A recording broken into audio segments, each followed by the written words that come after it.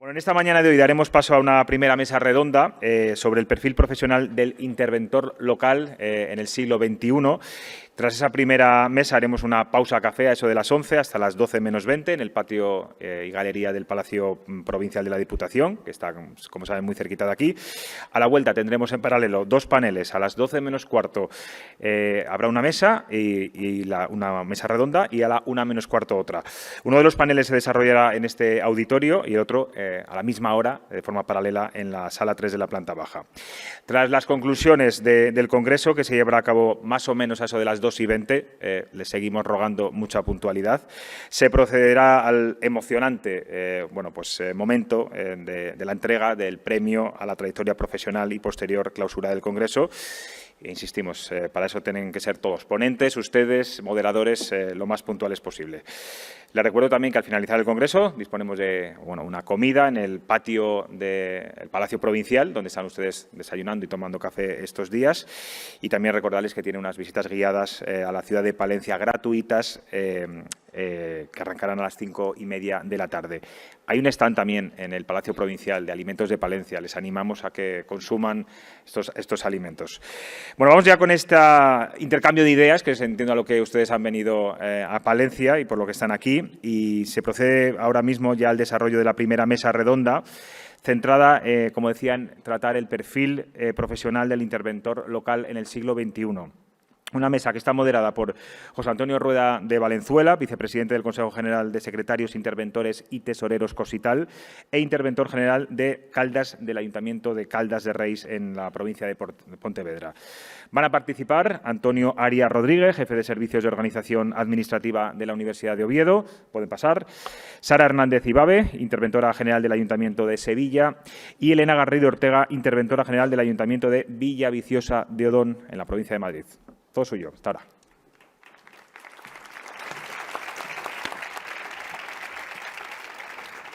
Bueno, muchas gracias a todos y buenos días. Antes de comenzar, me gustaría dejar clara una cuestión que para mí es no sé si de orden, de método, procedimental, y es que a la hora de plantear esta mesa nos pareció oportuno, nos pareció que era nuestro deber incluso, partir de las reflexiones que tienen que ver con el objeto de la mesa y que estaban contenidas en ediciones anteriores del Congreso, porque parece que es la lógica congresual, además.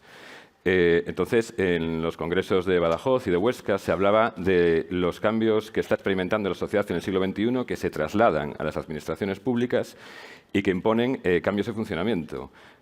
Incorporación de nuevas tecnologías, incorporación de habilidades directivas, gestión del cambio, liderazgo y nuestra obligación de mantenernos permanentemente formados en todas estas materias.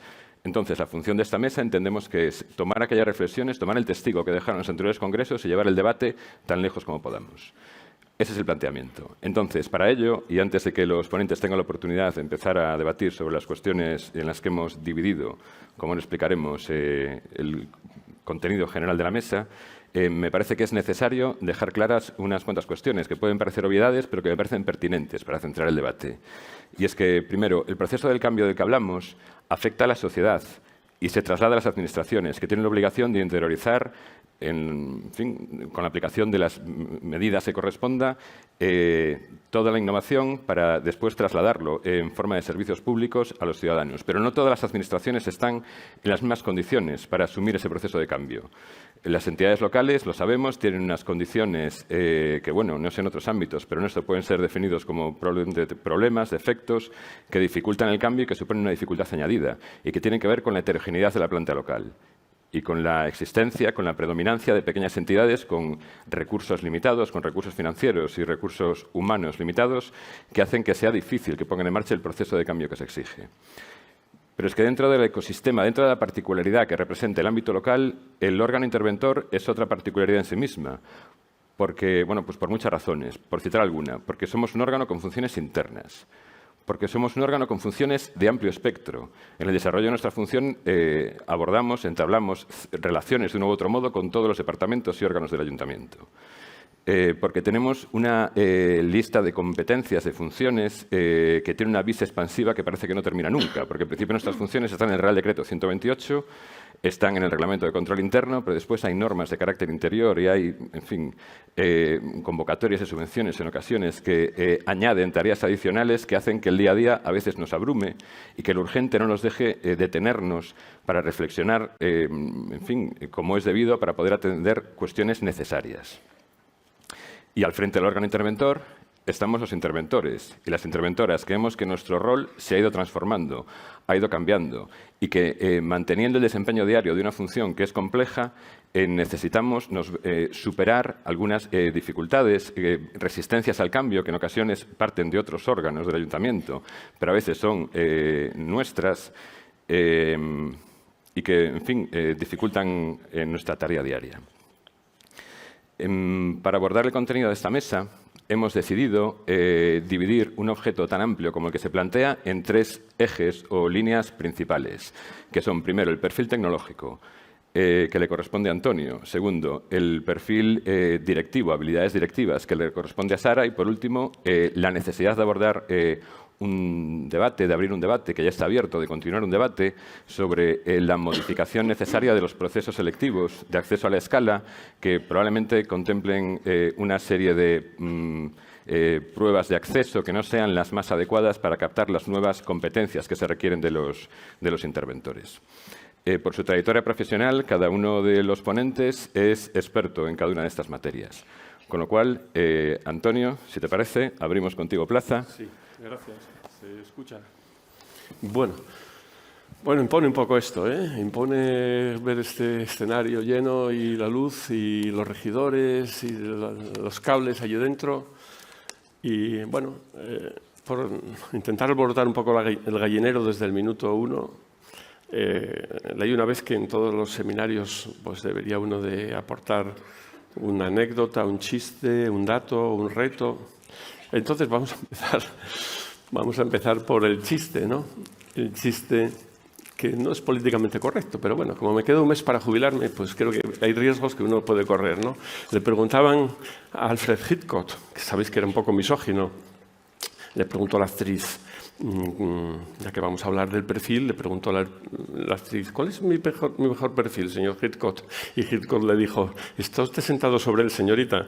Bueno, un poco así. Pero bueno, dicho esto, vamos a intentar, dentro de lo que es el perfil interventor poliédrico, con todas sus facetas, acometer cada uno la suya, ¿no?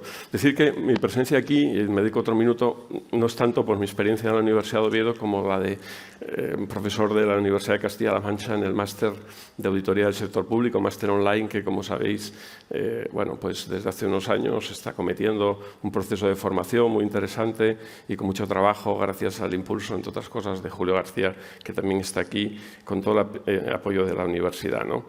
Y, bueno, esto nos permite un contacto permanente y unas líneas de investigación sobre vuestra tarea, ¿no?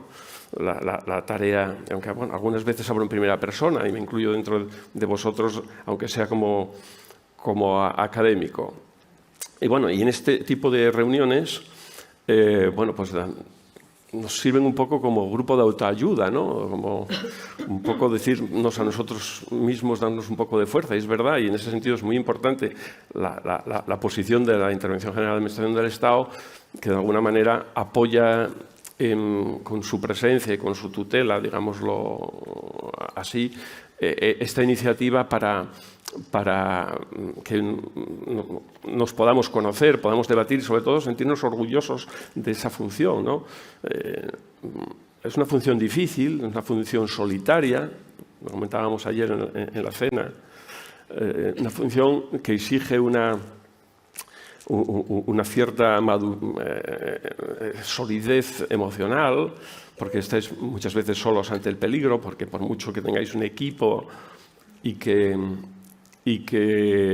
bueno, tengáis una gran formación, pues al final las cosas en las zonas grises, pues caben las dos alternativas, ¿no? Aprender a decir no. Hay un artículo, si ponéis en Google, aprender a decir no, de Harvard Business Review, que desarrolla este tema. Yo intentaré en el blog enlazarlo traducido. bueno, es una difícil tarea, ¿no? Entonces, bueno, es recordar que esta conexión que tenéis entre vosotros es un referente. Bueno, esto cuando dicen referente, pues es un tópico, pero es verdad, la gente mataría por estar allí. La mayoría de los profesionales de la administración les gustaría formar parte de ese colectivo en el que estáis. No lo debéis de olvidar. Y bueno, a veces os pesará mucho la posición, el trabajo y tal, pero recordad que sois unos profesionales muy cualificados, de los de mayor categoría del Estado español, ¿no? Bueno, dicho esto, hablemos de la modernización, ¿no? Y también algún pequeño homenaje, ¿no? Hablemos de la Ley General Presupuestaria, 1977, qué lejos queda aquello, la partida simple, ¿no? Empieza la modernización. Nos remontamos, claro, los más jóvenes les sonará a Chino, Fuentes Quintana, Barea, Jaime Pou, referentes todos que cada uno en el ámbito legislativo o ejecutivo fueron evolucionando. Bueno, pues se produjo durante los últimos años un proceso de avance, no solamente en los aspectos contables, sino en los aspectos de control financiero, fruto, entre otras cosas, de lo que es toda la filosofía de la estabilidad presupuestaria, que le da una autoridad a la intervención, que de alguna manera acaba convirtiéndose en el delegado del gobierno del Estado en el ayuntamiento, con lo cual refuerza su posición y dedica una gran cantidad de energías, vosotros, de vuestra tarea diaria, a todo lo que tiene que ver con el control financiero, la regla de gasto o lo que es la estabilidad presupuestaria, dedicáis la mayoría de vuestra jornada, ¿no? Luego vienen las mesas de contratación, vienen los problemas de tal, pero ahí está el núcleo. Entonces esa evolución nos lleva obligatoriamente, perdonad esta introducción tan larga, a la tecnología. La tecnología. Hoy en día el auditor, y estoy hablando de la faceta auditora del órgano interventor, es inconcebible sin la tecnología. Y bueno, la tecnología ha venido a ayudarnos, como decía el otro día Chicano, ¿no? José Fernando, la muestra ha muerto. Ya ahora trabajamos todos los datos, las muestras no existen, sencillamente se tratan con algoritmos, toda la población, da igual que sea de millones o de cientos de miles. Entonces nosotros tenemos que tener esa herramienta. Ya no estamos hablando solo de la Excel. Convivimos con la tecnología, convivimos desde que nos levantamos. Hacer la prueba desde que nos levantamos, yo primero que hago, me imagino vosotros también, antes era encender la luz, ahora ya directamente veo el móvil a las 7 de la mañana para ver si tengo, bueno, es que tenemos gente mayor en la familia y tal, pero bueno, convivimos, el móvil es una herramienta de trabajo fantástica, es la herramienta en este momento más útil, es verdad, también puede ser muy pesada, convivimos con la tecnología, pero en el ámbito nuestro no nos queda más remedio que hablar de la herramienta inminente ya, que es la inteligencia artificial, que nos va a permitir que sea nuestro colaborador más inmediato, ¿no? Este colaborador que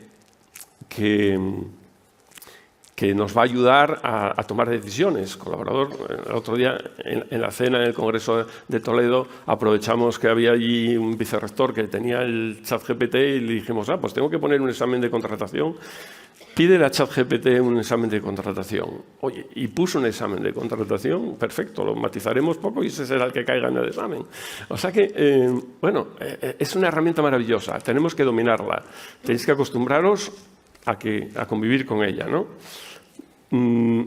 Y fundamentalmente nos va a permitir colaborar en todas estas actuaciones del mundo del control financiero que ya no se conciben sin estas herramientas. La auditoría no se concibe sin esas herramientas, ¿no?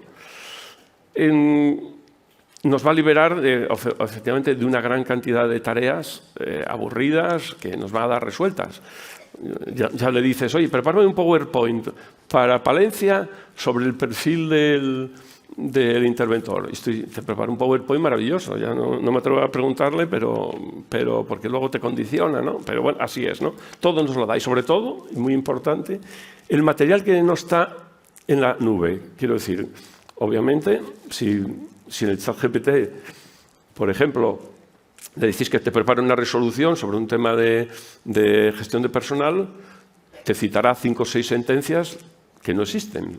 Y lo cita con tanta solidez que hasta nos creemos. Dice, como dice la sentencia del Tribunal Supremo del 25 de febrero, dice, bueno, la miras y no existe. Pero bueno, quitando ese tema, es una herramienta fabulosa para el documento que tienes dentro, lo que no está online, los millones de datos que tienes en tu ordenador, para poder decirle, prepárame sobre el último año una conciliación de saldos de tal y cual. Eso te lo hace perfectamente, no está en la nube, sencillamente está en tu ordenador.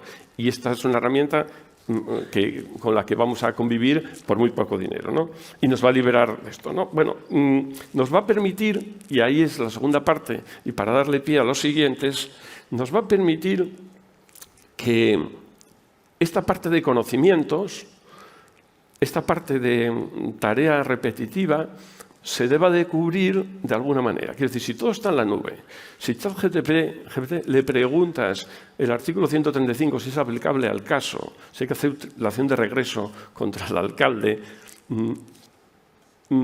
¿qué sentido tiene? Y ahí entramos ya en tema para ir dejando las bombas diseminadas, el sentido de las oposiciones, ¿no? Es un debate que en los últimos años se está produciendo cómo podemos adecuar la nueva realidad a un modelo funcionarial de selección de personal que ha cumplido incluso durante la dictadura una misión impecable, reclutando con mérito y capacidad.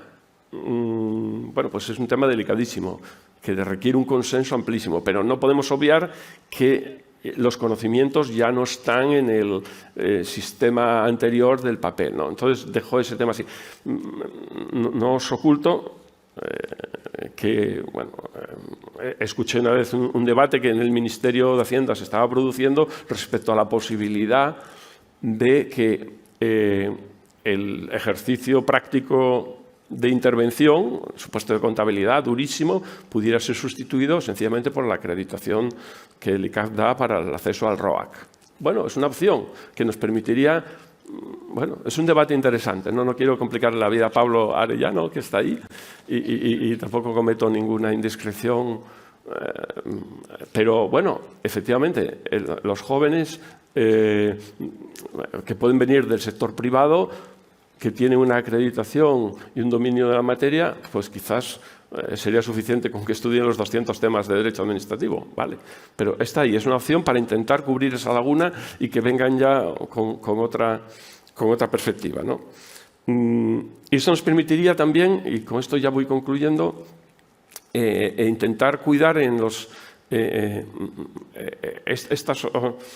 estos conocimientos digitales o las herramientas blandas, las herramientas emocionales, poder llegar a valorarlas en una posición. Es un tema delicadísimo. Yo quería pedirle al regidor si puedes poner una diapositiva muy sencilla, también fruto de este consejo, junto al chiste, junto a tal, el dato, una diapositiva que incluye el World Economic Forum sobre las habilidades blandas de la ciudadanía española. El World Economic Forum no es para la función pública, no es para la intervención, sino para cualquier trabajador. Presenta la diapositiva, se lo recuerdo al regidor, vea, que la diapositiva indica la posición del Estado español en esas habilidades blandas respecto a otros países. Obviamente, lo que indica, si el regidor estuviera atento... ¿Está? Está. Bueno, es que me decían que también salía aquí. Ahí sale el tiempo. No, bueno, como veis, claro, esos países que tienen... Perdón. Esos países que tienen jefe de felicidad, cuidan esas habilidades. Es duro que nosotros que dimos al mundo a Picasso, a Cervantes, que descubrimos América, que nos digan que estamos en esa última posición, ¿no? Como ciudadanía, no como función pública, no como ministerio. Pero es dura esta diapositiva, por eso, a pesar de que habíamos pactado no traer material, nos hace reflexionar. Tenemos que mejorar eso y así aprovecho para dejarle a los demás el terreno. Es decir, por ejemplo, ¿cómo conseguir valorar este tipo de habilidades? Pues es muy difícil. Me comentaba mi amigo José Ramón Chávez, al que muchos conocéis y seguís en su blog, que él tuvo la ocasión de anular una pregunta de un examen de policía, creo que era municipal, porque preguntaba, ¿por qué quiere usted trabajar de policía? Y obviamente daba la alternativa, pues quiere un trabajo fijo.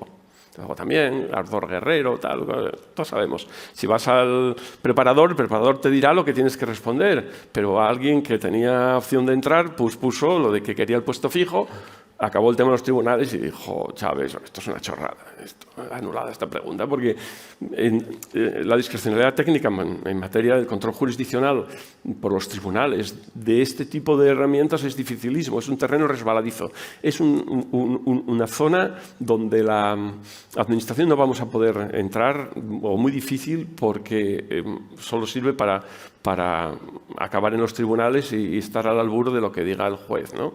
Bueno, dejo ese tema ahí, sobre todo pensando en que en el futuro se tienen que tomar decisiones respecto a la forma de acceso. Hay que incorporar estos. El interventor es un tecnólogo, pero que no puede estar todo el día encima. Eso tiene que tener una relación social, tiene que formar parte de equipos, incentivar a sus colaboradores, discutir con los representantes políticos y tiene que hacerlo con unas cualidades que debe dominar y que, bueno, por lo general quien domina uno no domina otro. El que pasa más en el despacho tiene menos habilidades sociales, ¿no? Entonces, bueno, he intentado mencionar todo lo posible para alborotar al gallinero, no sé si lo habré conseguido y nada más. Gracias. Perdona. Gracias, Antonio.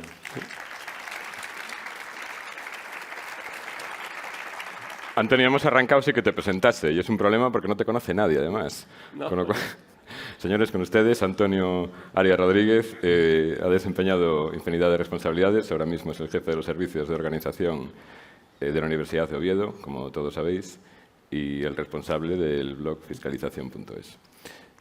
Sara Hernández Ibabe, interventora del Ayuntamiento de Sevilla. Te has especializado, Sara, en innovación y en liderazgo en el sector público.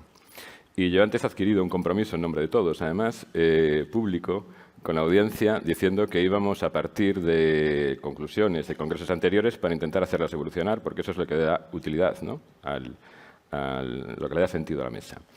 Entonces, tanto en Huesca como en Badajoz, sobre todo en Huesca, se ponía el acento en la necesidad de incorporar a la práctica ordinaria para el correcto ejercicio del control y una serie de habilidades que llevamos oyendo hablar de ellas muchísimo tiempo, pero que todavía tenemos que pasar, como hemos comentado alguna vez en la preparación de la mesa, y recordó muy oportunamente el otro día la presidenta del Tribunal de Cuentas, tenemos que pasar de los musas al teatro, o intentarlo, en una materia que, bueno, que es bastante conceptual y que no deja de ser resbaladiza. Entonces, con este contexto, ¿a ti cómo te parece que está influyendo esta necesidad de cambio en las habilidades del interventor, como para que incorporando proactividad, capacidad para gestionar cambio, gestionar conflictos, pueda contribuir al mejor desempeño de su función y a la mejora de la organización? Bueno, sin duda la respuesta sería es una absoluta necesidad, ¿no? No creo que pueda ser una opción, sino que es una necesidad. Y sí me gustaría hacer un poco un recorrido para llegar a esa necesidad, ¿no? El porqué de esta necesidad. Está claro que bueno, estamos en una sociedad altamente cambiante, muy exigente, y ¿cuál es la posición del órgano de control frente a todo lo que está pasando? Estamos sometidos, yo creo, que a dos tipos de cambios. Uno extrínseco, como puede ser la influencia de la tecnología. En este caso, yo entiendo que la tecnología nos empuja a cambiar, pero no debería ser la fuente principal o el motor del cambio. Entiendo que el motor de cambio es más intrínseco y es la evolución de nuestra propia profesión y la evolución del concepto de control. Porque partimos de un tiempo, de una evolución en la que el control se ejercía de una forma absolutamente preventiva y casi que reactiva, ¿no? Entonces, claro, ¿qué consecuencias o en qué situación nos ha puesto esto? nos ha puesto en una situación verdaderamente difícil y verdaderamente incómoda. Antonio hablaba un poco de la capacidad de resistencia, ¿no? de esa soledad que se siente, porque se ejercía el control a modo de despliegue de un escudo antimisiles. La misión de la intervención del órgano de control era evitar que las cosas no deseadas sucedieran en la organización. Claro, eso tiene dos consecuencias inmediatas. Primero, un alto coste personal, porque el desplegar ese escudo antimisiles no es demandado por la organización, no, es nuestra función, pero no se entiende. Con lo cual, el escudo antimisiles se convierte en el objetivo a derribar prácticamente dentro de la organización. Y por otro lado, y es lo que más me preocupa, esa forma reactiva, sin contar con ningún otro tipo de habilidades, simplemente resistiendo y poniendo freno a lo que no se debe, pues supone abundar en una cultura que nos está perjudicando. Es la cultura que yo llamo la del lazarillo de Tormes. Yo lo hago y si cuela, cuela y ya estará ahí alguien, el interventor, para pararlo, ¿no? Claro, estamos en una época en la que esta cultura ya no funciona, estamos en la cultura de la corresponsabilidad. Seguir ejerciendo, no asumir que el rol del control tiene que cambiar, pues nos perjudica seriamente como colectivo y a la proyección que nosotros estamos haciendo sobre el ejercicio de nuestra profesión. Además que se convierte en una misión imposible, por lo que tú has dicho al comienzo, la profusión normativa, la cantidad de ámbitos en los que actuamos, competencias propias, impropias, cada día es algo nuevo, tenemos que entender de absolutamente todo. Entonces, bueno, digamos que controlar el control se vuelve una misión imposible con los parámetros o con esta concepción del control que teníamos histórica y del perfil de nuestra profesión, el perfil duro, esas funciones duras reservadas que teníamos hasta ahora, ¿no? Es en ese momento cuando creo que tenemos que ser más permeables a entender que, aunque vaya un poco en contra de nuestra propia naturaleza, el perfil mayoritariamente controlador debe ceder paso a otros perfiles dentro de la misma persona, lo cual es un poco complicado. El rol del control tiene que ceder paso también al rol de colaborador, y yo sé que esto a lo mejor pues suscita cierta polémica, ¿no? No hablo de colaborador como facilitador, pero qué duda cabe que las organizaciones son ecosistemas, trabajamos desde dentro, entonces, ¿por qué no, no? Y abrir también paso a ese rol más directivo. Porque yo me pregunto que cuál es el objetivo último, cuál es el fin último de nuestra actividad. ¿Evitar que sucedan determinadas cosas o llevar a la organización a un entorno de control aceptable, asumible, reduciendo riesgos? Entonces, claro, ¿cuál es la estrategia a seguir para alcanzar esto? Yo entiendo que nuestra opción es lo segundo. Entonces, claro, necesitamos otro tipo de habilidades, ahí es donde entran en juego otro tipo de elementos que nos tienen que ayudar a situarnos en ese punto de partida, ¿no? Entonces, por eso os decía que sin duda la tecnología nos va a empujar, ¿no? Pero esta convicción de que debemos utilizar esta estrategia también para sobrevivir, pues es básica. ¿Y cómo, no? ¿Cuál es ese siglo XXI al que nos tenemos que abrir y al que tenemos que mirar, ¿no? Bueno, pues yo creo que pasa por dos elementos fundamentales en nuestra profesión.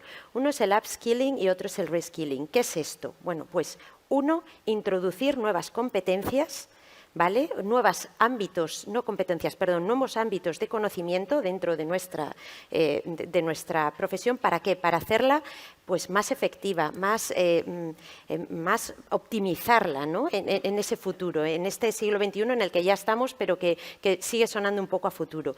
Y el reskilling es ni más ni menos que pues un reciclaje profesional, y solamente vamos a poder, desde mi punto de vista, lograrlo si pasamos por esto. ¿Y en qué se soportaría este reciclaje profesional o esta nueva dimensión profesional nuestra, ¿no? Bueno, pues yo creo que se soporta sobre 4 pilares claros. El primero es capacitarnos en tecnología, ¿vale? Y ya no hablo solamente a nivel de usuario, de entender pues, determinados programas, ¿no? A mí me preocupa, Antonio ha hablado de la inteligencia artificial. También se pone de manifiesto todas las actuaciones automatizadas de las que hablaba ayer Matilde. ¿Quién está detrás de la definición de esos algoritmos? ¿Vamos a participar nosotros o nos los van a dar? Entonces, al final, ¿Vamos a caer en manos de quien diseñe o nosotros también deberíamos entender de ese tipo de cosas? Estoy hablando, cuando empezamos a preparar esto, decir, ponte en un futuro, ¿no? ¿Hacia dónde tenemos que ir? Quizás suena demasiado, pero me parece que capacitarnos en estas tecnologías, al menos entender, compartir y saber por dónde va la vida así de rápido en otros ámbitos, debería formar parte de nuestra profesión, ¿no? Ha hablado también Antonio de que, bueno, esto va a ser necesario también en la función de control financiero, ¿no? Por lo tanto, yo creo que vamos a estar obligados a entender y a convivir con estas nuevas tecnologías. Y no solamente hacia afuera, sino que yo también me pregunto si no deberíamos visibilizar para qué sirve. Yo creo que tenemos problemas y dificultades para evidenciar y para visibilizar para qué sirven nuestras funciones, ¿no? Entonces, yo también me pregunto que si nosotros no deberíamos someternos a una especie de evaluación interna, de alguna manera, con algún tipo de cuadro de mandos o de alguna cosa que nos diera el resultado de nuestra gestión a través de la tecnología, por supuesto, optimizando todo lo que tenemos a nuestro alcance, ¿no? Ese sería el primer pilar, capacitarnos en tecnología. El segundo gran pilar sería capacitarnos en otras fuentes de conocimiento, ¿no? Que a día de hoy nos parecen ajenas a nuestras materias, pero son las que nos van a permitir insertarnos mejor dentro de las organizaciones, entenderlas mejor, hablar de planificación estratégica, de análisis de datos, de reingeniería de procesos. Estamos hablando de automatización, estamos hablando de simplificación administrativa, pero si no sabemos en realidad lo que significa o no sabemos cómo aplicarlo, va a ser difícil que podamos participar nosotros mismos, no participar como receptores, sino como proactivamente, ¿no? en esta definición de esos nuevos procesos más certeros, hacer unas funciones de control casi personalizadas y quirúrgicas, ¿no? Donde está el riesgo, donde está el problema dentro de las organizaciones, no disparando contra todo. Ese sería el segundo baluarte, capacitarnos en otras fuentes de conocimientos. Análisis de datos, Big Data, todo esto tenemos que familiarizarnos con esto. El tercero sería el de las soft skills. Me ha asustado al vernos ahí tan lejos, ¿no? Potenciarlo. Y bueno, parece como una evidencia, ¿no? Yo creo que todos por nuestros puestos estamos familiarizados con ellas. Pero yo diría que podemos estar familiarizados, pero debemos asumirlo como bueno, pues una manera decidida y consciente. Utilizarlas o potenciarlas al servicio de nuestra profesión, porque también las vamos a necesitar. Estoy seguro que todos trabajamos en equipo, que estamos resolviendo problemas. Bueno, pues hacerlo de una forma que efectivamente nos sitúe. Ahí entiendo el rol colaborador de decir, bueno, yo soy parte y tenemos que sacar esto adelante para llevar, claro, cada uno juega su papel para llevar a la organización a ese entorno deseado, utilizando también estas herramientas.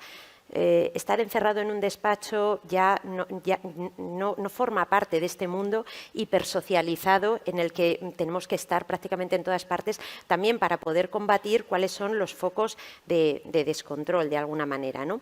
Y el último baluarte, digamos, de esta nueva etapa o de esta nueva dimensión sería la superespecialización profesional con un perfil más auditor. Está claro que bueno, pues las funciones de control previo, pues yo creo que las acabarán haciendo las máquinas, ¿no? Entonces hay que potenciar la otra parte, ¿no?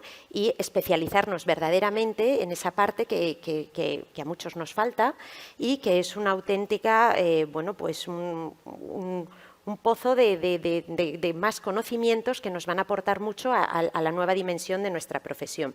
Entonces, teniendo un poco en cuenta el entorno de donde venimos, teniendo un poco en cuenta la concepción de hacia dónde debemos ir, basándonos en este reciclaje profesional, capacitación tecnológica, capacitación en otras fuentes de conocimiento, soft skills y superespecialización con perfil auditor, nos dibuja o nos da dos resultados inequívocos.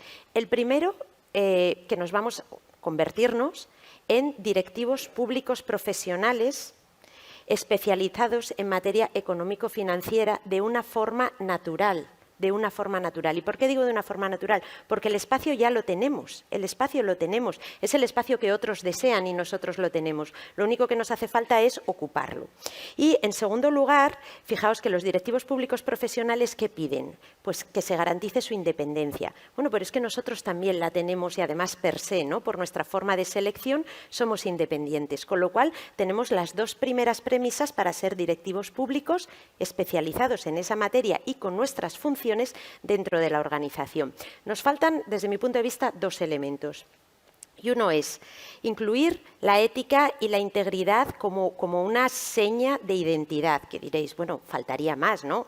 Bueno, pues yo creo que también tiene que ser consciente dentro de nuestro catálogo de cosas por hacer, o sea, hacer una apuesta decidida en pro de esas cosas. Y, en segundo lugar, de alguna manera, incorporar un plan de marketing corporativo para dar a conocer, digo marketing y yo sé que estas cosas suenan regular, pero dar a conocer el por qué, el para qué y poner el foco en la importancia de nuestras funciones y el papel que tenemos dentro de las organizaciones con una nueva visión. Y bueno, esto sería un poco ese perfil de futuro y sí que quiero terminar en el último minuto diciendo que cuando venimos a estos congresos siempre se habla de captar talento, ¿no? De decir, bueno, ¿y qué pasa con las nuevas generaciones? Y hablábamos en la preparación bueno, y el futuro, ¿no? Entonces yo digo, ¿cuál es el talento que queremos captar, ¿no? Pues yo diría, en tu anécdota has contado, yo quiero la estabilidad, ¿no? Sí, sabemos que eso atrae al personal, pero a la gente de hoy en día, a los jóvenes, ¿qué les interesa? Pues les interesan trabajos donde puedan tomar decisiones, donde estén en contacto con la tecnología, que sean vibrantes, que de alguna manera trabajen en equipo, que les planteen retos, que les planteen nuevas materias de conocimiento y no vienen hacia lo público porque lo ven viejuno, lo ven pasado de moda, lo ven estático, lo ven aburrido. Bueno, pues yo desde aquí quiero decir que a todos esos que piensen que es aburrido y que estén buscando una profesión vibrante, una profesión en la que se asuman riesgos y se tomen decisiones casi a vida o muerte, pues que esta es una profesión de futuro. Ser interventor de administración local es una profesión de futuro, la que no se van a aburrir, en la que no se van a arrepentir, bueno, igual arrepentir en algún momento, ¿no? Pero que hay futuro y que, ¿por qué no?, incluyendo todo ese cóctel de cosas, puede ser muy atrayente para gente que quiera hacer algo por lo público. Muchas gracias, Sara.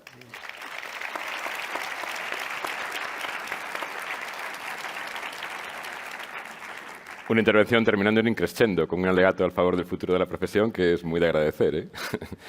Elena Garrido Ortega, eres la flamante todavía, se puede decir, interventora de Villaviciosa de Odón y tienes experiencia de muchos años, tanto en la formación de empleados públicos como en la formación de opositores. Las dos cosas nos interesan, puede que más la segunda por las preguntas que te voy a formular.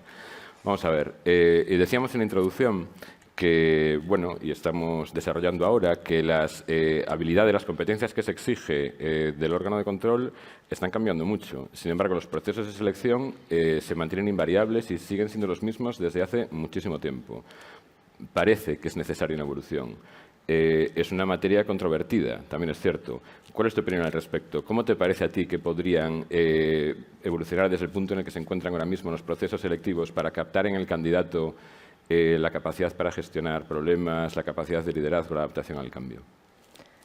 Bueno, buenos días a todos. Voy a coger algún testigo que me han dejado los compañeros y el propio José Antonio, pues para comenzar mi exposición. Y bueno, como dice José Antonio, es verdad que soy formadora tanto antes de tener la habilitación como después, pero luego también he podido pasar por los diferentes puestos reservados de la intervención de tesorería y eso yo creo que también me ha dado una visión global de todos ellos, aunque hoy en este congreso estamos más centrados en el control interno. Entonces, bueno, voy a comenzar hablando como punto de partida del proceso selectivo actual. Sabemos que tenemos el acceso libre y la promoción interna y bueno, de lo que estoy hablando es del sistema de oposición, ¿no? que yo creo que todos defendemos, aunque tenga que haber cambios. El propio José Luis, nuestro presidente del colegio ayer, hablaba de ello, ¿no? Un sistema de oposición es un sistema de selección y, desde luego, es el que tenemos. Vamos a ver cómo podemos, ¿no?, mejorarlo, cambiarlo y adaptarlo a las nuevas necesidades. Entonces, bueno, es verdad que ciertamente ha permanecido invariable la fase de oposición en cuanto a su formato. Los temarios sí que han ido cambiando y, en cierta manera, también ha habido otros cambios, especialmente en el ejercicio práctico, que ahora hablaré.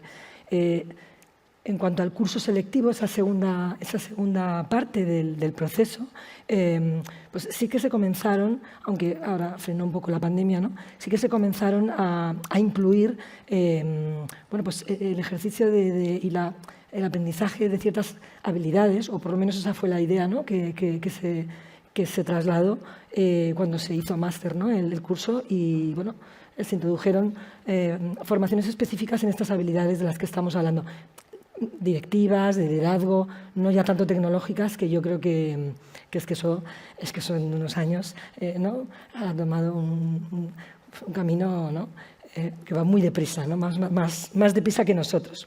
Entonces, si partimos de la fase de oposición, son de los exámenes, lo sabéis todos, y yo voy a comenzar con el oral, porque es verdad que todos sabemos que bueno, es un ejercicio memorístico, ¿no?, pero yo creo que también todos sabemos que para tener tal volumen de conocimientos técnicos, yo creo que hay que hacer algo más que memorizar, y luego eso se traslada en el ejercicio de la profesión con esos conocimientos técnicos altísimos que necesitamos para ejercer, y que yo creo que el oral lo da, ¿no? Siempre cuando estamos con los opositores y ya prueban, digo, es que nunca en la vida vas a volver a saber tanto de esto, porque es que el oral es una prueba francamente dura y bueno, yo creo que da esos conocimientos técnicos que necesitamos para ejercer.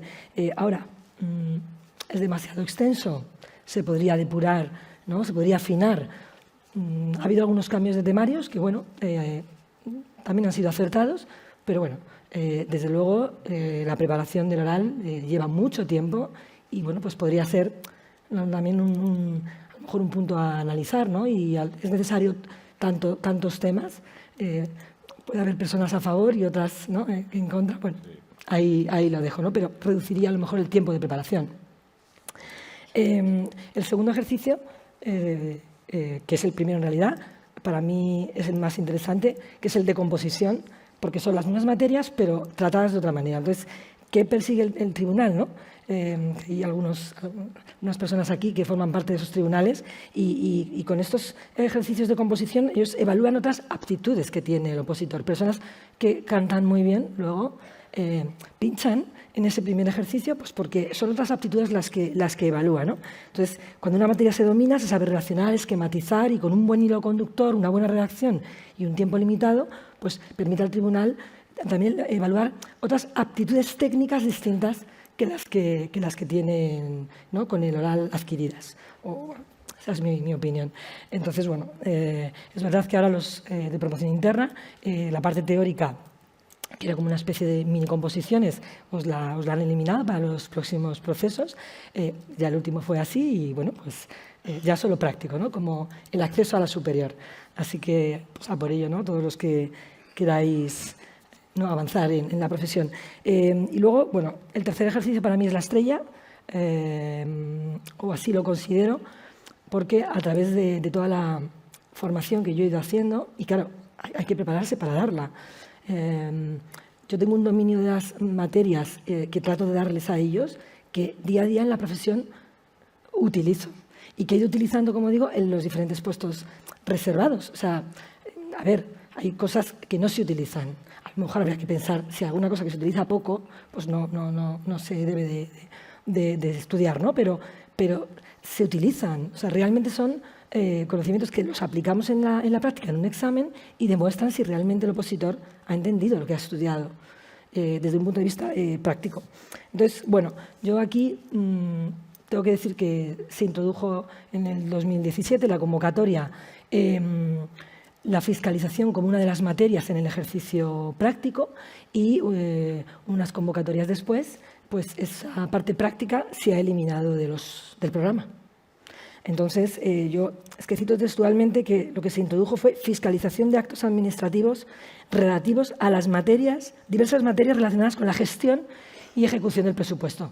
La verdad que, por lo que pudimos comentar entre compañeros, dijimos, oye, pues ya era hora que pudieran examinarse de lo que van a hacer, igual que han puesto el módulo de tesorería, gestión tributaria, pues, hombre, es que tienen que saber fiscalizar. Es verdad que hubo debate y sigue habiendo si esto incluía el control financiero o no. Bueno, lo cierto es que no está. Y en la promoción interna tampoco está. Entonces, pues yo le tiro un guante al Estado y digo, bueno, ¿por qué ha ocurrido esto, no? Y además, vamos ya a ver qué tenemos que meter de fiscalización previa, entendemos, y vamos a meter el control financiero como hay que meterlo. O sea, vamos a meter bueno, eso que ahora estamos en másteres posteriores estudiando, vamos a estudiarlo en la oposición, ¿no? Esa parte de contabilidad financiera que hay que estudiar, llévala luego a la consolidación, llévala a lo que hay que hacer, ¿no? en ciertos municipios, ¿no? A lo mejor más grandes. En fin, que yo creo que el control financiero y la fiscalización previa tienen que estar en el proceso selectivo, en el ejercicio práctico, y es, en mi opinión, ¿no? a donde podemos, ¿no? tocar en cuanto a los exámenes. Y luego, claro, viene las habilidades directivas, ¿no? Que cómo las metemos, ¿no? Decíamos claro, en la... ¿incorporamos o si hay que incorporarlas? Pues, a ver, claro, el sistema de oposición tiene esa fase primera de oposición, pero luego tiene el curso selectivo. Entonces, yo creo que el curso selectivo puede ser el sitio donde hacer esa formación a los opositores, ¿no? Bueno, ya han hablado de la fase de oposición, ¿no? Pero es que el curso selectivo es muy importante, y hacer un curso selectivo donde pues, personas expertas, ¿no? como las que están aquí en esta mesa y muchas otras, pues bueno, les enseñen lo que se les está pidiendo, lo que se nos está exigiendo, y que haya una manera de evaluarles pues, en el ejercicio de esas habilidades, de esas prácticas, que es que las necesitamos. Entonces, yo creo que luego ya podemos ver si puede ser más o menos eliminatorio, pero en todo caso, para mí, según está el sistema ahora mismo, podría ser el sitio ¿no? para introducirlo más a corto plazo, ¿no? Sin grandes modificaciones, podría ser el sitio para hacer esas formaciones y ver cómo evaluarlas. ¿Y te parece que hay algo que se puede importar del sector privado, de las empresas que intentan incorporar talento y que lo consiguen muchas veces? Pues claro, con sistemas que nosotros en principio mostramos todas las reservas, ¿no? Los que hemos pasado claro, por otro... Pero, y luego la objetividad, ¿no? Que siempre decimos, es que perdemos objetividad. Bueno, si el opositor ha pasado una fase de oposición, entonces, en el curso selectivo se podrían hacer otro tipo de pruebas. ¿Por qué no incorporar pruebas que hacen los departamentos de recursos humanos, ¿no? En las empresas privadas? Hombre, yo no sé si lo ideal sería que, como ya has hecho un curso, ya puedes ser habilitado nacional. No lo sé si por ahí debería de ir el tema, pero sí que vamos a incorporar lo que hacen las empresas privadas para seleccionar a sus directivos. Hablamos de directivos. Bueno, y esas pruebas, digo yo, que se podrían incorporar y adaptar a la administración y no tenerles miedo. Y no tenerles miedo, porque yo creo que son muy importantes. O sea, y con una fase de oposición superada, con lo cual, a lo mejor así, ¿no? Hacemos el guiño al que defiende, ¿no? férreamente toda la parte de oposición, pero también pues, ¿no? los que dicen que hay que hacer otras cosas. ¿no? Y hay que introducir otros cambios en el proceso selectivo. Y luego, a ver, lo de la evaluación de las capacidades, pues claro, eso, a ver cómo lo hacemos en un proceso selectivo. Pero yo creo que hay expertos que pueden, que no soy yo, que pueden ¿no? estudiarlo y ver qué es lo que se tiene que saber. Y bueno, pues insisto que en el proceso selectivo estaría, en el curso selectivo estaría esa posibilidad. Entonces, claro, darle esa importancia a lo que hemos estado hablando todos estos días, ¿no? Esa automatización de procesos, pues claro, es que la fiscalización previa, ¿no? de requisitos básicos, pues, hombre, hay que saberla, bueno, pues sí que se la estudien, porque, a ver, hay que tiquear, ya sean fichas o en informes que sean con literalidad, da igual, hay que hacerlo. Bueno, pues ayudémonos con las herramientas, eso hay que verlo. Pero vamos a formarnos en la otra parte, que es fundamental. Y además, como apuntabais hoy, y también en estos, en este intenso día de ayer, que parece que son varios días, pero no, solo ha sido uno, somos parte de la organización. En Gracia Hidalgo lo decía ayer a primera hora. Claro, tenemos que formar parte de la organización. ¿Somos el órgano de control? Bueno, sí, la ley nos dice que hagamos función interventora. En su sentido amplio, ¿no? Fiscalización previa, control financiero. Pero vamos a participar en el cambio. Vamos a estar, ¿qué queremos? Vamos a participar en esas planificaciones. La planificación de contratación. Bueno, hola, yo quiero estar, ¿no? A ver, yo hablaré de presupuesto, hablaré, ¿no? de que no me falte ningún requisito básico para que no tengamos ningún problema. Y luego, oye, ¿qué más podemos aportar? Pero vamos a hacerlo, ¿no? Incorporándonos a esas reuniones que no son para decidir nada nosotros. O sea, no somos gestores. No se debe de confundir, ni creo que, bueno, que sobre todo las nuevas promociones yo creo que van cambiando en ese sentido y no somos gestores, no decidimos. Les damos a ellos, ponemos a su disposición de los equipos de gobierno las herramientas técnicas que manejamos y, claro, tenemos que tener esas capacidades de las que hablabais, pues para ayudar al ayuntamiento a conseguir sus objetivos. Y además, claro, cada 4 años nos vienen unos nuevos y cada uno piensa de una manera. También hay que adaptarse al que viene con ganas, al que viene sin ganas, al que entra como elefante en cacharrería, y todo eso hay que gestionarlo en el ayuntamiento, en tu departamento, con la gente. Mira este lo que dice, mira el otro, claro. O sea, todo eso hay que tratarlo siempre, pues bueno, vamos a ir enseñándoles, ¿no? Y eso exige, pues, esas habilidades sociales que por cierto, Finlandia tiene tantísimas habilidades sociales. Me ha dejado, francamente, pero si no tienen sol, pobres. No sé cómo lo midieron, ¿eh? Yo quisiera saberlo porque... El foro de Davos nos debe una explicación porque el último puesto, no sé, es verdad. Y hacen falta... Si habéis trabajado con profesionales de otros países, sí que es cierto que ellos le dan mucha importancia a eso, ¿no? Nosotros somos de la cultura del conocimiento. Y ahora que efectivamente el conocimiento es tan sencillo, cualquiera calca un botón, en el móvil tiene todo, pues ahora contrasta, ¿no? Pero es cierto que por ahí hay un camino. Lo que pasa es que, como indicaba antes con la pregunta del policía local, es que eso, medirlo, este tipo de habilidades, nos lo tumban los tribunales en el 90% de los casos, porque no le resiste. Lo primero que te dice, ¿cómo garantizas que los miembros del tribunal tienen esas habilidades? Pues del tribunal de valoración de la prueba, ¿no? Pues efectivamente, no, es un terreno resbaladizo y yo entiendo que no se quiera cometer, pero algo hay que hacer porque el mundo ha cambiado en los últimos 5 años enormemente y el chat GPT hace un año no existía, o sea que no quiero pensar lo que puede haber dentro de 2 y está ahí, entonces como ya lo llevamos encima. Los conocimientos, hablabas de la tarea. Si veis el último número del consultor, magníficamente dirigido por Carmen Aparici, la tarea ahí se ve muy claramente la radiografía de la tarea del interventor hoy en día, ¿no? Todas sus labores, los retos que tiene en este momento. Bueno, es complejísimo, ¿no? Hay que acercarse más a eso, la tarea diaria, que a la ley de procedimiento. No sé, algo hay que hacer. Lo que sí es cierto es que el debate se está produciendo, miedo me da, porque son momentos, no lo oculto, de pactos inconfesables en los parlamentos, donde cualquiera que pasa por allí mete una enmienda, te cambia todo el sentido de una ley. Entonces, miedo me da que lo toquen, casi es mejor que no lo toquen hasta que haya acuerdos entre los dos grandes partidos. Lo digo con la libertad que me da no representar a nadie, ¿no? Pero hay que cometerlo, porque el mundo ha cambiado y no podemos seguir.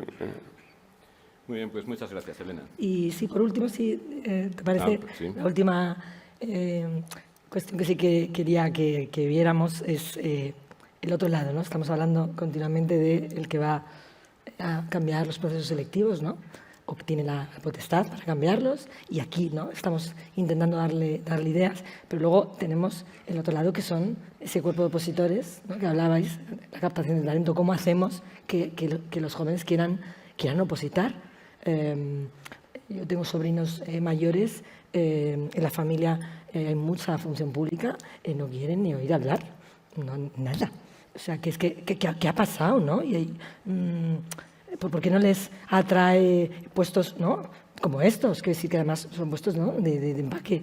Pues no les atrae. Entonces, ahí yo creo que tenemos que ir a ver qué hay al otro lado, porque es que si no, por mucho que cambiemos, si no buscamos la manera de captarles, de que ellos quieran estar opositando y luego incorporarse al ejercicio de nuestra profesión, pues no vamos a conseguir nada. Y aquí yo creo que no todo es achacable a la administración, no todo es achacable a los procesos selectivos, es que la sociedad ha cambiado, entonces vamos a escuchar lo que nos tienen que decir. Es evidente que hay una crisis de vocaciones que es general, que afecta y eso, a la habilitación, claro, y eso hay que cambiarlo, ¿no? Y luego todo, pues es que es muy memorístico. No hay tanto memorístico. Y es que, es que mucho de derecho, no, es que necesitamos gente con la cabeza de ciencias, ¿no?, que analizan los problemas de otra manera, ¿no? Lo hablábamos con unas congresistas en estos días, ¿no? O sea, no, es que ¿quiénes están ahí? ¿A quién queremos captar? ¿Quién queremos que se incorporen? Claro, porque para todos los cambios tecnológicos necesitamos informáticos, necesitamos gente que bueno, oye, con una formación en Derecho, no, pues yo era de ciencias puras y al final pues me tuve que estudiar el Derecho y hay cosas que sigo sin entender, la verdad. Entonces, bueno, pues vamos a incorporar ¿no?, todo tipo de especialidades en ellos y vamos a tratar de que quieran opositar. La tecnología les viene de serie, pero no la ven como nosotros. Entonces, yo creo que eso es algo que podemos aprovechar. Y hay que animarles, vendernos. La profesión se hace en jornadas, pues más. Somos lo más de lo más y el trabajo es muy entretenido, es muy bonito, es muy transversal.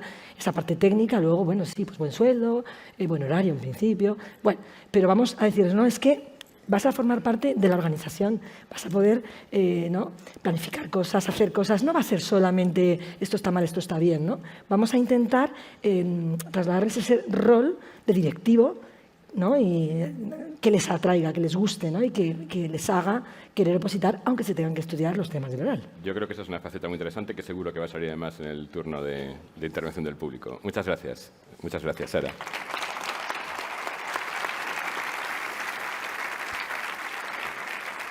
Mira, dentro de un momento vamos a abrir el turno para que el que lo desee pueda formular preguntas a los ponentes, pero antes me vais a permitir que invite a los tres a que se metan en un charco de espacio para la autocrítica. Porque, vamos a ver, el éxito del desarrollo, de la aplicación efectiva de un modelo de control con las exigencias que se han descrito, parece que requiere de una serie de factores. Y, bueno, se pueden clasificar de muchas maneras, pero hay algunos que son objetivos, que dependen de los medios, y hay otros que son subjetivos, que dependen, de la actitud y del carácter proactivo y, en fin, de la actitud al final del habilitado. Entonces, yo quiero leer aquí, si me lo permitís, un apartado del Código Ético de Cosital que se aprobó ya en el año 2004 en la Asamblea de Salamanca, y en la que decía que, en la exposición de motivos, se decía que entre los nuevos valores éticos incorporados a la profesión se encuentran el impulso de los procesos innovadores, las nuevas tecnologías y la modernización de la Administración para adaptarla a las nuevas demandas sociales. Es decir, todo lo que estamos diciendo ahora hace casi 20 años. ¿Qué os parece? ¿Tenemos que hacer una autorreflexión? ¿Queda un espacio para la mejora? ¿Podemos ser más inductores del cambio de lo que lo estamos siendo? ¿Qué os parece? Podéis intervenir el que queráis. Sí, bueno, yo desde fuera, yo creo que vuestro colectivo se autorregula muy bien, es decir, esto es una prueba, es capaz de reflexionar y de poner sobre la mesa los retos. Esto no es habitual en el mundo funcionarial que esto ocurra, quizás por más compacto que otros. Entonces, sí, yo sí veo que es consciente de por dónde debe mejorar, que es consciente de cómo se empiezan a resolver de otra manera los problemas, de cuáles son... Yo, vamos, soy optimista en el sentido de la forma, quizás bastante informal, pero muy bien trabada, que tenéis y que permite poner sobre la mesa y discutir y darse un código, bueno, más luego el que tenga la corporación, más el que tenga... Pero que básicamente sí tiene una hoja de ruta. El piloto automático funciona, ¿no? Yo lo veo que se adapta rápidamente y que continúa y que publican. Muchos compañeros vuestros están publicando libros, artículos, indican rápidamente las soluciones. El Ministerio colabora, es decir, que ejerce su función. Hay otros... Ya quisiera el de universidades tener un ministerio que se creyese su labor. Entonces, quiero decir que tenéis mucha suerte. Si hoy en día es una suerte que todo el mundo cumpla con su obligación, bueno, pues lo es. Pero quiero decir, en este sentido, Pablo, tu impulso en todo esto es extraordinario y un poco tu obra también, ¿no? Que has estado desde el principio, Pablo Orellano, ¿no? Y bueno, quiero decir que hay muchos factores favorables que quizás vosotros no veis, yo desde fuera sí los veo y hay muchos mimbres para felicitarse. No sé. Pues sí, estoy de acuerdo, ¿no? Pero pienso que si salimos de un congreso de control interno pensando que no hay margen para la autocrítica, igual algo mal estamos haciendo, ¿no? Yo creo que siempre hay margen y que siempre, por supuesto, hay margen de mejora. Y es verdad que desde fuera, y lo habíamos hablado previamente, que tal vez se nos ve como un colectivo pues, de mucho rigor, un colectivo fuerte, cohesionado, pero yo creo que también somos igual de queridos que odiados. Entonces, también tenemos que pensar más allá de lo que nuestras funciones suponen de a veces no impedir la gestión, ¿no? Esa es la otra cara de la moneda, ¿no? Los políticos e incluso técnicos también, ¿no? Es que sois una barrera, sois un freno, ¿no?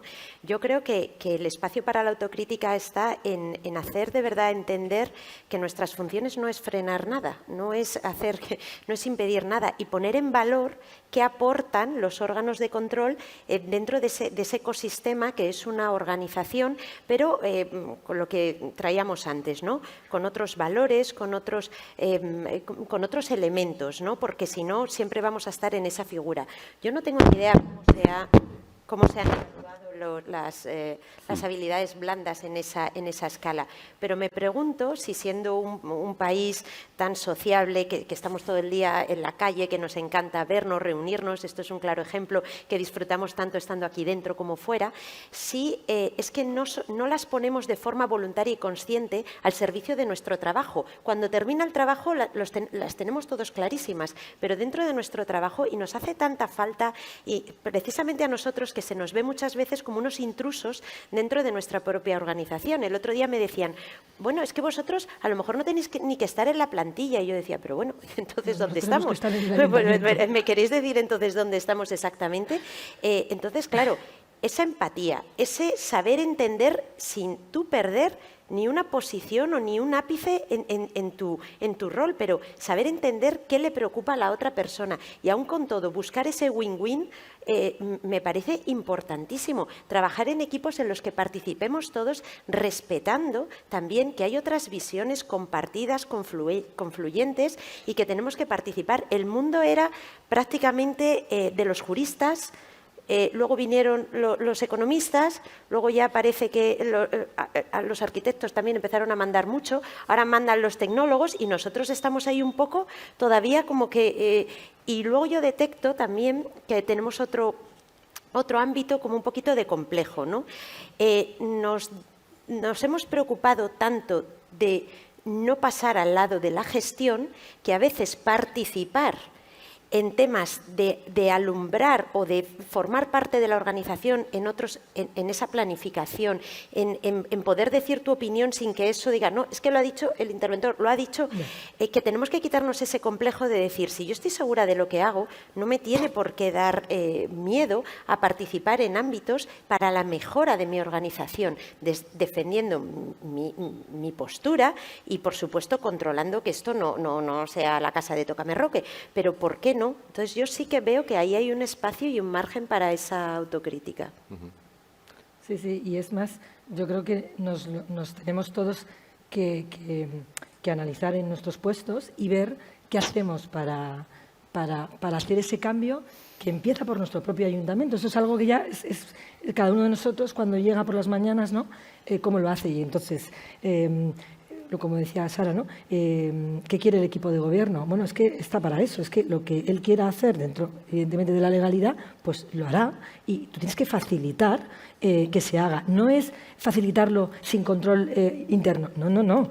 Al contrario, es que además, como hablaba, ¿no? Fernando ayer, el antes y el después del 424, esto a lo mejor ya se ha hablado más en otros congresos, pero es que hubo un antes y un después y nos ha permitido decir, bueno, vamos a ver, estamos fijalizando personal, mira, te voy a pasar lo que no puede faltar. Claro, si tiene que estar el contrato firmado, no me lo des sin firmar. Tú mírame que esto esté y luego vemos, bueno, qué otras son los centros gestores y ¿no? qué otras cosas podemos ir mejorando a través de las observaciones. Bueno, es que las observaciones, pues al final son una manera también, bueno, de llevar al gestor pues cosas que puedes ver importantes y todavía técnicas, pero luego ya es, oye, pues es que yo creo que es más eficiente hacer esto de una manera o de otra y ya hemos salido de lo técnico. ¿Y por qué no decirlo? O sea, ¿por qué no decir, este gestor documental es un espanto? No sé. O, a ver, motivado, no es, me levanto y digo que es un espanto. Pero, ¿no? ¿Por qué no vamos a decirlo? No estamos a favor de uno o de otro. No, lo que queremos es, bueno, pues se ha hablado de la automatización ayer, Matilda, ¿no? Todo lo que nos contó de cómo vamos a hacer que esto sea más fácil para nosotros, para los demás, que los tiempos se acorten y no... Bueno, copiar del de al lado. O sea, es que yo me he llevado un montón de cosas que voy a intentar adaptar en mi ayuntamiento, con el permiso del que ha tenido la idea, porque, bueno, yo creo que estamos también para aprovechar lo que los demás hacen y es un rol que hay que cambiar. Y hay que cambiar y llegas y hay que cambiarlo. El control pues tiene que ser pues menos de legalidad, porque ese ya tiene que estar. Y ¿no? Era otro tipo de... Muy bien. De idea. Recuerdo que el turno está abierto. Si alguien quiere preguntar algo, puede levantar la mano y le acercarán el micrófono. Una pregunta aquí.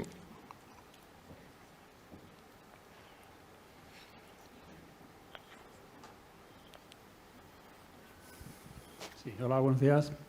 Muchas gracias por la intervención. Soy Ángel Díaz, interventor de la Diputación de Badajoz, y me gustaría plantearos dos cuestiones. Un poco que hablamos no solo del perfil profesional del interventor, sino un poco también del futuro de la profesión. Dos cuestiones que quizás, bueno, pues son un poco polémicas, pero me gustaría saber vuestra opinión, ¿no? La primera de ellas es, casi parece claro, o casi todos estamos de acuerdo en que la fiscalización o la función interventora, la previa, pues están en decadencia, digamos, ¿no? Seguramente, más pronto que tarde, esa función la puedan hacer las máquinas y nosotros nos tendremos que valer para hacernos valer a través de una función de control financiero, ¿no? En ese contexto, se ha hablado que nosotros formamos parte de la organización y que debemos sentirnos parte de la organización, y yo lo que os pregunto es todo lo contrario. Es decir, ¿cómo veis? Porque es verdad que hay voces en las que nosotros, especializados en el mundo local, dejemos de formar parte de la organización. Es decir, que hagamos nuestro trabajo de manera externa, algo parecido a lo que puede hacer la Intervención General del Estado, pero no estando en el día a día de la organización. Quizás en los ayuntamientos más pequeños, donde los secretarios interventores son imprescindibles en esa organización, es implanteable, ¿no?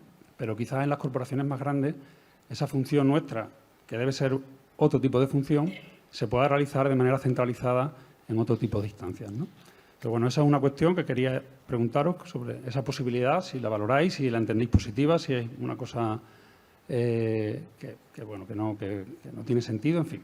Y después otra segunda cuestión es que hemos hablado también de las necesidades, de las nuevas necesidades, las habilidades que tenemos que tener para seguir progresando en nuestra profesión, del acceso a la profesión, de los procesos selectivos, y yo voy más allá, ¿no? No sé si es oportuno, si es adecuado, si es posible, si es imposible, si es una tontería, el pensar en que no solo para los interventores, quizás en el ámbito de la administración, quizás más para los que, a los que ocupan puestos de más responsabilidad, ¿no? Sobre que es una evaluación continua del trabajo que realiza el interventor. Porque podemos acceder, pero después hay algún tipo de evaluación sobre el trabajo que hacemos, por qué unas administraciones o por qué unos ayuntamientos progresan más que otros, aparte de los recursos que puedan tener, depende también de nuestra capacidad. ¿Estamos dispuestos a que se nos evalúe de cara al futuro y que de alguna manera, ya no solo por un tema puramente retributivo, sino de otro tipo de consecuencias, estemos en ese proceso en las que estemos involucrados en una mejora continua? Bueno, pues quería saber vuestra opinión sobre ese tema. Muchas gracias.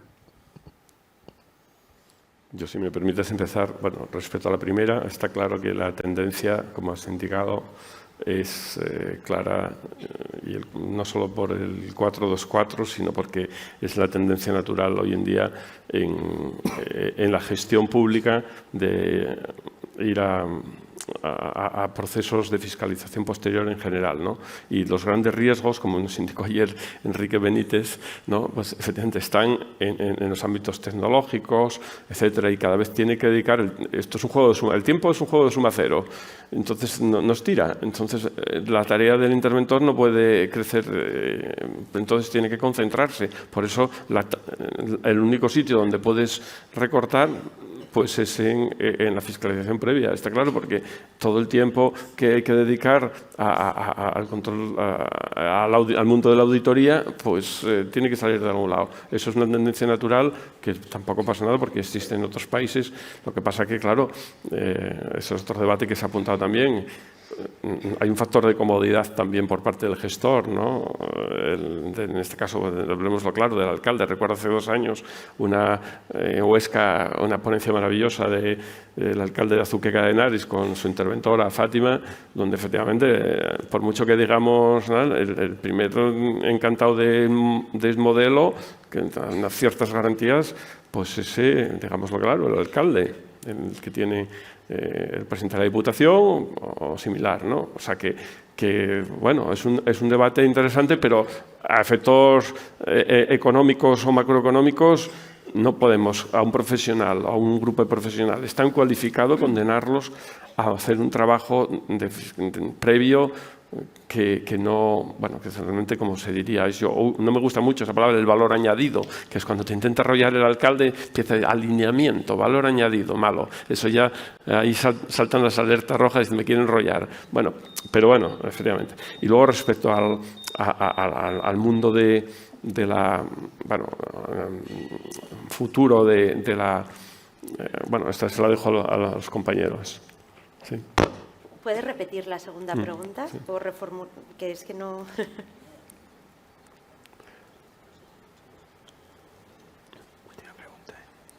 ¿Ahora? Sí.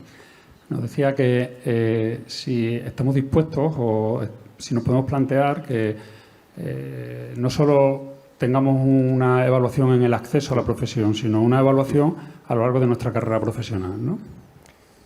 A mí eso me parece fundamental. Por eso, cuando hablaba dentro de la parte tecnológica, creo que también nos debemos de dotar de herramientas para evidenciar, no para respecto de la organización, sino de saber en qué ámbito nos estamos moviendo nosotros. Es verdad que tenemos elementos para medirlo, pero tenemos que destinar como un tiempo extra para hacerlo. Eso debería estar dentro de la lógica de las herramientas que usemos para poder también hacer una comparación entre pares, porque tú lo estás diciendo, ¿no? O sea, ¿por qué un sitio funciona mejor que otro? Claro, hemos dicho, son ecosistemas, hay multitud de elementos que conforman eso, pero si no sabes dónde está el problema, pues es difícil resolverlo y difícil atacarlo. Yo creo que evaluarnos es fundamental. Someternos nosotros mismos a la transparencia y a la rendición de cuentas forma parte de entrar en ese sistema al que estamos queriendo ir, que parece que nosotros les decimos a los demás lo que tienen que hacer, estamos acostumbrados a decir en la organización esto está bien, esto está mal,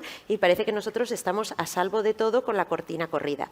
Yo creo que no, que es fundamental que nos evaluemos de alguna manera homogénea, pero no de manera fría y artificial, sino para de verdad saber dónde tenemos los problemas y si decir, bueno, y si es que de verdad tenemos una falta de personal técnico en los departamentos, si tenemos falta de competencias, que son las que nos hacen falta yo creo que evaluarnos y conocer los resultados de la evaluación son fundamentales. Da miedo, pero... Y para todos, porque no va a ser el claro, órgano por interventor supuesto. el único. Pues los jueces, los catedráticos, bueno, los catedráticos en teoría también pasan controles, pero todos deberían de cumplir lo que por otra parte ya existe, que es la evaluación del desempeño. Pero claro, es verdad que se nota mucho, como dices, Ángel, que vosotros estáis sometidos a fiscalizaciones permanentes por parte de los órganos de control externo, por parte, bueno, pues todo lo que tiene que ver con la rendición de cuentas, justificación de subvenciones, etcétera, la estabilidad presupuestaria es una permanente lucha contra ahí hay un examen diario de eso, cuando está examinándose constantemente. Perdona que te he interrumpido. Bueno, tenemos tiempo para una pregunta rápida más, porque necesitamos después unos minutos para cerrar conclusiones. Y yo, si no, dejo en el aire también una reflexión, y que tiene que ver con lo que preguntaba antes Ángel. Y es que yo, cuando hablaba de que dentro del ecosistema local, municipal, el órgano interventor es una particularidad en sí misma, lo decía porque tenía una serie de condicionantes. Uno que no mencioné, que probablemente es el más importante, es la proximidad al órgano controlado, y que resulta determinante muchas veces, porque fijaos, influyen, pues vamos, tienen capacidad de decisión sobre muchísimos aspectos que afectan al desempeño de nuestra función, desde aspectos retributivos a través de la relación de puestos de trabajo, retribuciones complementarias, hasta potestad de autoorganización, decidir qué medios tenemos o no tenemos para ejercer nuestra función, hasta, bueno, pues por desgracia, las competencias disciplinarias para incoación y en algunos casos resolución de expedientes que, en fin, que no se prodigan mucho, gracias a Dios, pero que siempre están ahí como una espada de Damocles. Entonces, parece que, y esto es una reflexión, parece que dentro del elenco de... bueno, eso unido a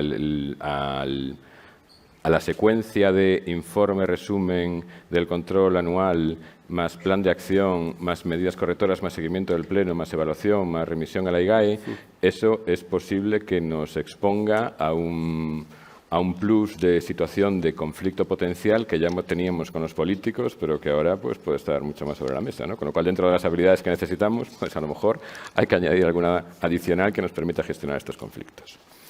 Si me permitís, entonces, voy a concluir. Tenemos una lista muy extensa de conclusiones de esta mesa, pero le hemos intentado compendiar para, bueno, con lo que se ha dicho hoy, para, en fin, reducirlas a las que consideramos que son la esencia de lo expuesto.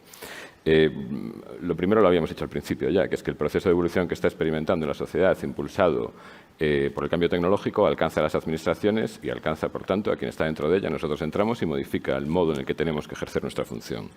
Y parece que plantea exigencias. Algunas, bueno, pues las ha sugerido Antonio, como son el acercamiento a la tecnología aplicada al control interno en todas sus vertientes, en un momento en el que además las competencias tecnológicas tienen un plazo de caducidad que cada vez es más breve y que posiblemente no llegue mucho más allá de 5 años. Claro, antes se decía que a principios de siglo se decía las necesidades de conocimiento de un funcionario se renuevan a los 5 años.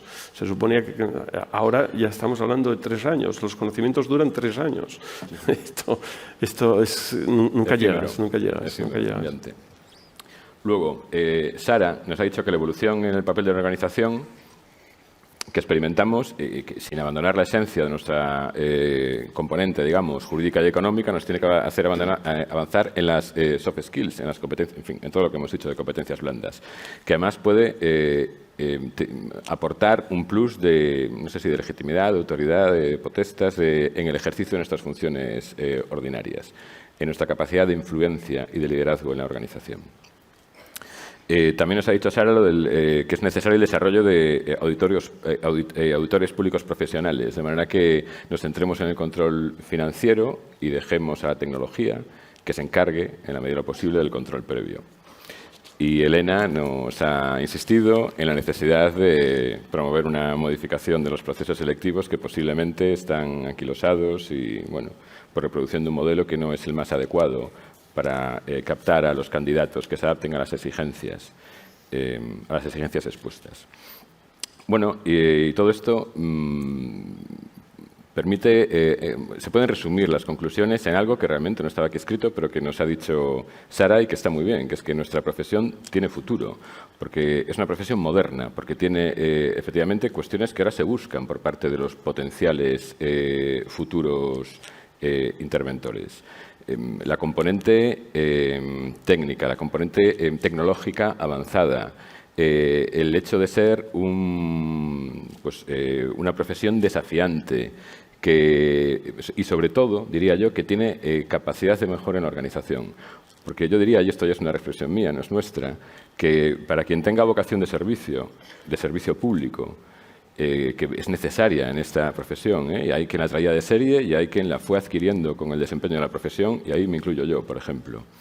Ser capaz de desempeñar una tarea tan dura como la que tenemos entre manos y conseguir, y a veces con tan poco reconocimiento por parte de la organización en la que trabajas, pero aún así hacerla avanzar, eso proporciona una sensación de deber cumplido que, insisto, para quien tenga vocación o sangre en las venas, diría, es maravillosa. Eso es lo que tenemos que contarle a los potenciales, a los estudiantes de grado en los procesos de captación de talento. Eso se lo tenemos que contar. Tenemos que convencerlos, porque además eso es cierto. Muy bien, pues esto en cuanto a las conclusiones. Ya solo me queda agradecer a los ponentes la disposición absoluta que han mostrado en todos los trabajos preparatorios de la mesa para que esto saliese de la mejor manera posible y, por supuesto, vuestra intervención de hoy. Muchísimas gracias. Y también querría, por favor, un segundo antes de aplaudir, querría referirme de manera especial a Antonio, porque me han dicho que te jubilas, Antonio. Sí, me han dicho que te jubilas. Me queda un mes. Bueno, pues nada. O sea que seguiré viniendo, pero ya como relator, divulgador. Ya sabéis que tengo esa... Déjame que te diga una cosa, Antonio. Tu hoja de servicios es intachable. Sí. Has estado centrado sobre todo en el ámbito universitario, pero también en ejercicio de control y además a través de tu blog, del que yo soy seguidor desde hace muchísimo tiempo. No te conocía, te conocí ayer, pero he conocido a uno de mis héroes. A través de tu blog te has dedicado... has tratado con mucho cariño la profesión y eso te lo agradezco como presidente de colegio y como uno de los vicepresidentes de Cosital. Es verdad que siempre he pensado que está muy desamparado y muchas veces no pienso tanto en el interventor de Caldas de Reis como el de un pueblo de estos, el secretario interventor, y a veces, pues como verdad, si le dedico un sábado por la tarde, pienso, bueno, pues alguien lo que hemos hablado aquí, pues hay 6.000 miembros o 8.000 miembros del colectivo vuestro que no ha podido venir, intentaré poner cosas, alguna foto, hacerles sentir. Sabéis que una de las cosas que me gusta en el blog es intentar, pues he hecho hasta las fotos dentro en la tramoya, cuando nos manda pasar el regidor. Bueno, ese tipo de cosas para hacer sentir a la gente que pueda estar aquí, divulgar, porque a mí me ayudan y hay que devolver a la sociedad mucha parte de lo que nos han dado, ¿no? Entonces, sí, seguiré, es más, todavía ya ha advertido al rector de que voy a trabajar más todavía, que no le parezca mal, ¿no? Que voy a seguir publicando y divulgando todos los congresos a los que asisto, porque hay mucha gente que lo necesita conocer. Pues muchas gracias. Y te digo otra cosa. Yo conozco tus virtudes, digamos, profesionales, pero las personales no, porque nos conocimos ayer, pero me han llegado, porque conozco a gente que es muy allegada a ti. Y aunar esa calidad, a ese nivel, además, profesional y personal, pues a lo mejor no es tan habitual como debiera. Y te digo otra cosa más. Cuando estábamos preparando la mesa, hablábamos de que, bueno, que la cantidad de competencias que ya tenía que ya se le exigían al órgano al órgano de control, y las que se incorporan ahora nos hacía pensar en el hombre renacentista, que es experto en muchas artes. Pues tenemos un modelo, porque el hombre renacentista eres tú. Y nada, pues te deseo muchísima suerte, Antonio. Y esto en nombre de todos y muchísimas gracias. Y te pido que no dejes de escribir en el blog, porque eso que haces, que para ti será natural probablemente, de conjugar la aridez de una materia con la amenidad de un relato, casi de un cuento, es muy difícil. A ti te parecerá natural, pero está, creo yo, y eso es una opinión personal, al alcance de los grandes. A mí me has ayudado muchísimas veces, en muchísimas ocasiones y desde hace mucho tiempo. Y no solo me has solucionado dudas, sino que me has sacado una sonrisa en momentos en los que lo necesitaba mucho. Muchísimas gracias en mi nombre y en el de todos. Gracias, Antonio.